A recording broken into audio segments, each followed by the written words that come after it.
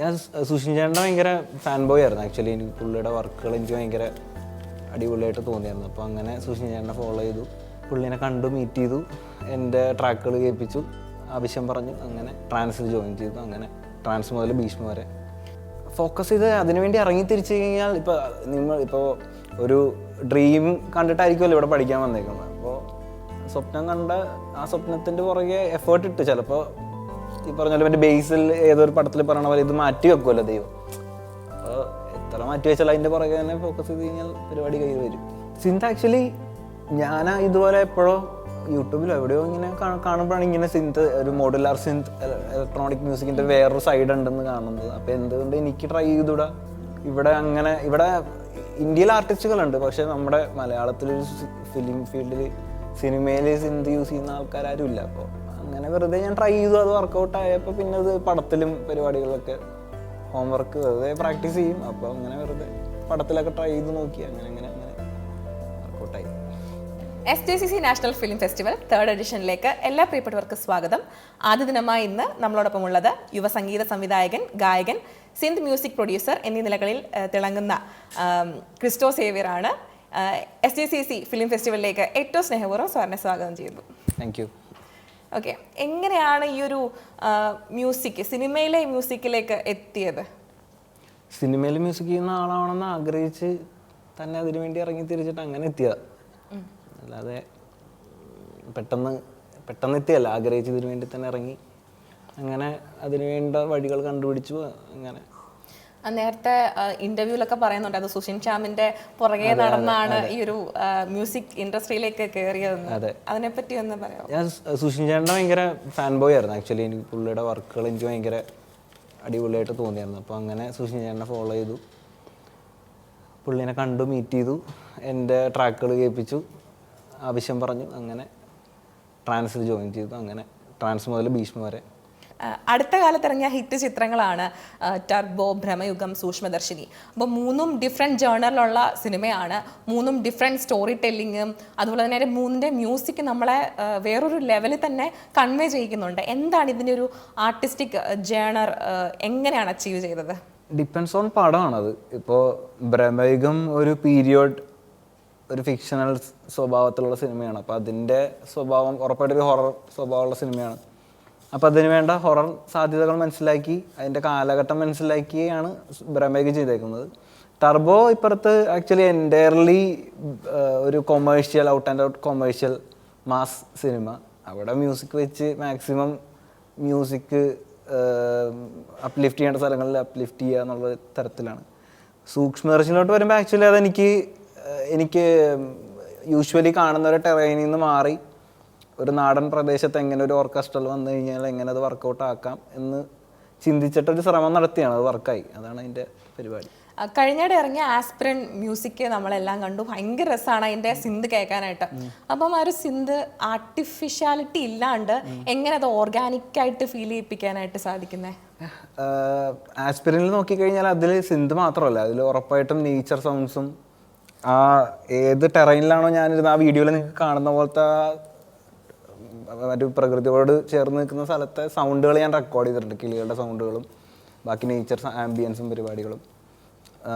Synth electronic സൗണ്ട്സിനെ maximum ഹ്യൂമനൈസ് ചെയ്ത് treat ചെയ്താണ് aspirin create ചെയ്തത്. ഭ്രമയുഗത്തിന് ശേഷം രാഹുൽ സദാശിവുമായിട്ട് ഒന്നിച്ചുള്ള പുതിയൊരു പ്രോജക്റ്റാണ് ഡയാസിറെ. അതിനെപ്പറ്റിയുള്ള കൂടുതൽ വിശേഷങ്ങൾ? DACയുടെ പണി ഓൾമോസ്റ്റ് കഴിഞ്ഞു. ബാക്ക്ഗ്രൗണ്ട് സ്കോർ എല്ലാം കഴിഞ്ഞു. ഒരു പാട്ടുണ്ട്, അതിൻ്റെ പണിയും ഏകദേശം കഴിഞ്ഞു. അടുത്ത് തന്നെ ഫൈനൽ അറ്റ്മോസ് മിക്സിലോട്ട് കയറും.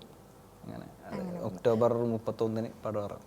ഓക്കെ, SJCCNസിനോട് എന്താണ് പറയാനുള്ളത്? സിനിമയിലേക്ക് എത്താൻ ആഗ്രഹിക്കുന്ന ഫോക്കസ് ചെയ്ത് അതിനുവേണ്ടി ഇറങ്ങി തിരിച്ചു കഴിഞ്ഞാൽ ഇപ്പോൾ ഒരു ഡ്രീം കണ്ടിട്ടായിരിക്കുമല്ലോ ഇവിടെ പഠിക്കാൻ വന്നേക്കുന്നത്. അപ്പോൾ സ്വപ്നം കണ്ട ആ സ്വപ്നത്തിൻ്റെ പുറകെ എഫേർട്ട് ഇട്ട് ചിലപ്പോൾ ഈ പറഞ്ഞ പോലെ എൻ്റെ ബേസിൽ ഏതൊരു പടത്തിൽ പറയണ പോലെ ഇത് മാറ്റി വെക്കുമല്ലോ ദൈവം. അപ്പോൾ എത്ര മാറ്റി വെച്ചാൽ അതിൻ്റെ പുറകെ തന്നെ ഫോക്കസ് ചെയ്ത് കഴിഞ്ഞാൽ പരിപാടി കയ്യിൽ വരും. സിനിമയിലേക്ക് എത്തുക എന്ന് പറഞ്ഞാൽ തന്നെ ഭയങ്കര സ്ട്രഗ്ലിംഗ് ആയിട്ടുള്ള ഒരു കാര്യമായിരിക്കുമല്ലോ. ഇപ്പം പലരും സിനിമയിൽ ഒരു അച്ചീവ് ചെയ്യുന്ന ഒരു ഏജ് എന്ന് പറയുമ്പം ഒരു എബവ് 35 ആയിട്ടാണ് കാണുന്നത്. അപ്പം താങ്കൾ ഇത്രയും ഒരു ചെറിയ പ്രായത്തിൽ തന്നെ സിനിമയിലേക്ക് കടന്നു വരികയുണ്ടായി. എങ്ങനെയാണ് അതിൻ്റെ ഒരു ഫേസ്? ഈ 10th കഴിഞ്ഞപ്പോൾ ആക്ച്വലി 10th സ്റ്റാൻഡേർഡൊക്കെ ആയപ്പോഴാണ് ഞാൻ മ്യൂസിക് കമ്പോസർ ആവണം, പാട്ടുണ്ടാക്കുന്ന ആളാവണം എന്ന് ചിന്തിച്ചു തുടങ്ങുന്നത്. അത് കഴിഞ്ഞ് +2 ആയി. +2 ടൈമിൽ തന്നെ ഞാൻ സിനിമയായിട്ട് ബന്ധപ്പെട്ടിരിക്കുന്ന ആൾക്കാരെ ഫേസ്ബുക്കിൽ കണക്ട് ചെയ്യും. ഇപ്പോൾ എൻ്റെ ആദ്യത്തെ പടം മദനോത്സവം എന്ന് പറഞ്ഞ സിനിമയാണ്, സുരാജേട്ടനൊക്കെ അഭിനയിച്ച. അതിൻ്റെ ഡയറക്ടർ സുധീഷ് ഗോപിനാഥിനെ ഞാൻ അന്ന് പുള്ളി ഈ പൊറിഞ്ചുമറിയം അങ്ങനെ കുറേ പടങ്ങളുടെയൊക്കെ ചീഫ് അസോസിയേറ്റ് ഡയറക്ടറായിരുന്നു.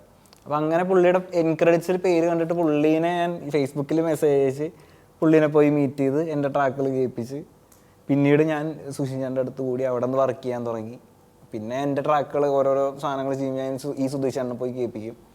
അങ്ങനെ സുധീഷൻ്റെ ആദ്യത്തെ പടമായപ്പോൾ ആ സമയത്ത് ഞാൻ ഭീഷ്മയുടെ ടീസറൊക്കെ ചെയ്യാനായിട്ട് സുശീഷൻ എനിക്ക് തന്നു. അപ്പോൾ അങ്ങനെ ആ ടീസർ ചെയ്തു. അപ്പോൾ ആൾക്കാരിലോട്ട് കുറച്ചും കൂടി എൻ്റെ പേര് കുറച്ചുകൂടെ ഈ സുധീഷേട്ടനത് നോട്ടീസ് ചെയ്തു. അപ്പം അങ്ങനെ സുധീഷേട്ടനെ വിളിച്ചു, മദനോത്സവം ചെയ്തു. അപ്പോൾ എങ്ങനെയില്ല, ഇതിൻ്റെ വഴി നമ്മൾ തന്നെ കണ്ടെത്തുക എന്ന് മാത്രമേ ഉള്ളൂ.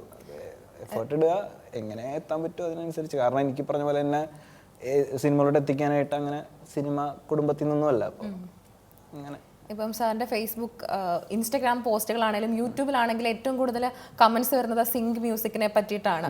അപ്പം ആൾക്കാർ ഒരുപാട് കോംപ്ലിമെന്റ് ചെയ്യുന്നുണ്ട്. അപ്പം എങ്ങനെയാണ് ഈ സിങ്ക് മ്യൂസിക് ആ ഒരു കോൺസെപ്റ്റിലേക്ക് വന്നത്? സിന്ത് ആക്ച്വലി ഞാൻ ഇതുപോലെ എപ്പോഴോ യൂട്യൂബിലോ എവിടെയോ ഇങ്ങനെ കാണുമ്പോഴാണ് ഇങ്ങനെ സിന്ത്, ഒരു മോഡുലാർ സിന്ത് ഇലക്ട്രോണിക് മ്യൂസിക്കിൻ്റെ വേറൊരു സൈഡ് ഉണ്ടെന്ന് കാണുന്നത്. അപ്പോൾ എന്തുകൊണ്ട് എനിക്ക് ട്രൈ ചെയ്തുകൂടാ? ഇവിടെ ഇന്ത്യയിൽ ആർട്ടിസ്റ്റുകളുണ്ട്, പക്ഷെ നമ്മുടെ മലയാളത്തിലൊരു ഫിലിം ഫീൽഡിൽ സിനിമയിൽ സിന്ത് യൂസ് ചെയ്യുന്ന ആൾക്കാരും ഇല്ല. അപ്പോൾ അങ്ങനെ വെറുതെ ഞാൻ ട്രൈ ചെയ്തു. അത് വർക്കൗട്ട് ആയപ്പോൾ പിന്നെ അത് പടത്തിലും പരിപാടികളിലൊക്കെ ഹോംവർക്ക് വെറുതെ പ്രാക്ടീസ് ചെയ്യും. അപ്പോൾ അങ്ങനെ വെറുതെ പടത്തിലൊക്കെ ട്രൈ ചെയ്ത് നോക്കി. അങ്ങനെ വർക്കൗട്ടായി. മ്യൂസിക് ശരിക്കും നമ്മുടെ ഇമോഷൻസിനെ ഹാൻഡിൽ ചെയ്യാൻ പറ്റുന്ന ഒരു കാര്യമായിരിക്കും. പേടി, സങ്കടം, ഹാപ്പിനെസ്. അപ്പം ഈ സൂക്ഷ്മദർശിനിയിലെ ഒരു തീം സോങ് തന്നെ നമുക്ക് ഭയങ്കര കൺഫ്യൂസിങ് ആയിരിക്കും, അല്ലെ സംതിങ് ഗോണ ഹാപ്പൻ എന്നുള്ളൊരു തീമാണ് തരുന്നത്. അങ്ങനെയുള്ള മ്യൂസിക് എങ്ങനെയാണ് ക്രിയേറ്റ് ചെയ്യുന്നത്, അല്ലെങ്കിൽ അങ്ങനത്തെ ഐഡിയാസ് എങ്ങനെയാണ് വരുന്നത്? ഉറപ്പായിട്ട് കഥ എന്താണ് ഡിമാൻഡ് ചെയ്യുന്നത് എന്നുള്ള കാര്യം നമ്മൾ ചിന്തിക്കണം. ഞാൻ ചിന്തിക്കാറുണ്ട്. കഥയിൽ എന്താണ് സംഭവിക്കുന്നത്. ഇപ്പോൾ സൂക്ഷ്മദർശിനിയുടെ ക്യാരക്ടർ പ്രിയ എന്ന് പറയുന്ന നസ്രിയ ചെയ്ത ക്യാരക്ടർ ഒരു സൂക്ഷ്മദർശിനി ക്യാരക്ടറാണ്. അപ്പോൾ അതിൻ്റെ അകത്തൊരു കള്ളത്തരമുണ്ട്. ആരും അറിയാണ്ടൊക്കെ ഒളിച്ചു പോയി ജനലിൽ ചെന്ന് നോക്കിയിട്ടൊക്കെയാണ് കാര്യങ്ങൾ അറിയണത്. അപ്പോൾ അങ്ങനത്തെ ഒരു ക്യാരക്ടറിന് അറ്റ് ദി എൻഡ് ഇത് ഫണ്ണായിരിക്കണം. അതിൻ്റെ ഈ പടത്തിലൊരു ഡാർക്ക് സ്വഭാവം ഉണ്ട് ലാസ്റ്റിലോട്ട് വരുമ്പോൾ. പക്ഷേ അതിൻ്റെ മിസ്റ്ററി കീപ്പ് ചെയ്യണം. എന്നാൽ ഇത് ഒരു ത്രില്ലർ സിനിമയുടെ സ്വഭാവം ഫീൽ ചെയ്യാൻ പാടില്ല. അറ്റ് ദി എൻഡ് അതൊരു ഫ്രഷ് സൗണ്ടിങ് ആയിരിക്കണം.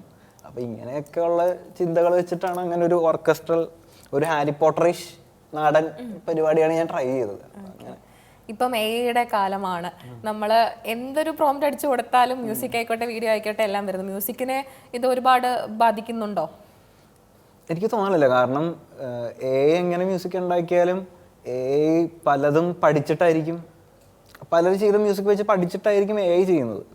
ഇപ്പോൾ ഭ്രമയുഗത്തിലായിക്കോട്ടെ അല്ലെങ്കിൽ സൂക്ഷ്മദർശിനിയുടെ സ്കോറിലായിക്കോട്ടെ, ഞാൻ ചെയ്ത പടങ്ങൾ നോക്കിക്കഴിഞ്ഞാൽ അവിടെയൊക്കെ ആരും ഉപയോഗിക്കാത്ത കുറേ സൗണ്ടുകൾ ഞാൻ യൂസ് ചെയ്യാറുണ്ട്. ഇപ്പോൾ എനിക്ക് എവിടെയെങ്കിലും നടന്നു പോകുന്ന ടൈമിൽ എനിക്ക് കിട്ടുന്ന എന്തെങ്കിലും സൗണ്ട് എനിക്ക് അടിപൊളി സൗണ്ടായിട്ട് തോന്നി ഞാൻ അപ്പോൾ തന്നെ ഫോണിൽ റെക്കോർഡ് ചെയ്തിട്ട് ആ ഫോണിൽ റെക്കോർഡ് ചെയ്ത ഫയൽ ഞാൻ എടുത്തിട്ട് പ്രോസസ്സ് ചെയ്ത് യൂസ് ചെയ്യാറൊക്കെ ഉണ്ട്. അപ്പോൾ അങ്ങനെ ചിലപ്പോൾ എനിക്ക് ചിന്തിക്കാൻ പറ്റില്ലായിരിക്കാം.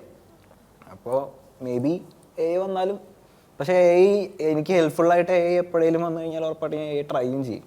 ഇൻ കേസ് എനിക്ക് എന്തെങ്കിലും ഒരു മെലഡി വേണം അല്ലെങ്കിൽ എനിക്ക് എന്തെങ്കിലും ഒരു സാമ്പിൾസ് വേണം എന്ന് തോന്നിക്കഴിഞ്ഞാൽ എനിക്ക് തരുന്ന കേപ്പബിലിറ്റിയിലോട്ട് വളർന്നു കഴിഞ്ഞാൽ ഉറപ്പായിട്ട് ഞാൻ ട്രൈ ചെയ്യും. ഇപ്പം ഏതെങ്കിലും ഒരു സീൻ അല്ലെങ്കിൽ ഒരു സീക്വൻസിന് ഒരു മ്യൂസിക് ചെയ്തിട്ട് ഇത് മാച്ച് ആവുന്നില്ലല്ലോ അല്ലെങ്കിൽ ഇത് ശരിയാവുന്നില്ലല്ലോ എന്ന് ഡൗട്ട്ഫുൾ ആയ അവസരം ഉണ്ടായിട്ടില്ല? തുടങ്ങുമ്പോഴേ മനസ്സിലാവുമല്ലോ. അങ്ങനെ മാച്ച് ആവുന്നില്ലാത്ത സീൻ വന്നിട്ടില്ല. മാച്ച് ആവില്ല അല്ലെങ്കിൽ വർക്കാവില്ല എന്ന് തോന്നുന്നു. ആദ്യത്തെ ഒരു 2 ടോൺ അല്ലെങ്കിൽ 2 എന്തെങ്കിലും ലേയേഴ്സ് ആഡ് ചെയ്യുമ്പോഴേ നമുക്ക് മനസ്സിലാവും വർക്കാവില്ല. അപ്പോൾ അത് ഡിലീറ്റ് അടിച്ചിട്ട് അത് അടുത്ത് സ്റ്റാർട്ട് ചെയ്യാൻ മാത്രമേ ഉള്ളൂ. വീണ്ടും ഡിയർ സീരിയലിലേക്ക് തിരികെ എത്തുമ്പോൾ എങ്ങനെയാണ് ആ ഒരു മൂവിയുടെ ജേണർ, മ്യൂസിക് ചെയ്തപ്പോൾ ഉണ്ടായ ഒരു അനുഭവങ്ങളൊക്കെ? ഡിയർ സീരിയൽ ഭ്രമയുഗം പോലെ അല്ല, കുറച്ചുകൂടെ ഹൊററിഷ് ആയിരിക്കും. ഭ്രമയുഗം ഒരു ഫിക്ഷണൽ ഹൊറർ ആണെങ്കിൽ ഇത് പ്രോപ്പർ ഒരു ഹൊറർ, പേടിപ്പിക്കാൻ തന്നെ ഉദ്ദേശമുള്ളൊരു സിനിമയായിട്ടാണ് വരാൻ പോകുന്നത്. അങ്ങനെ തിയേറ്ററിൽ പോയി പേടിക്കാനുള്ള ഒരു വകുപ്പുണ്ടാവുമെന്ന് വിശ്വസിക്കാം. ഇത്രയും നേരം നമ്മളോടുകൂടി ഉണ്ടായിരുന്നത് ക്രിസ്റ്റോ സേവിയർ ആണ്. SGCC national film festival 3rd എഡിഷന്റെ ഭാഗമായതിന് ഞങ്ങൾ നന്ദി പറയുന്നു. അതോടൊപ്പം ഇനിയും ഒരുപാട് സിനിമകൾ ചെയ്യാൻ സാധിക്കട്ടെ, ഒരുപാട് ഇൻഡിപെൻഡന്റ് വർക്ക്സ് ചെയ്യാൻ സാധിക്കട്ടെ എന്ന് ആശംസിക്കുന്നു. Thank you.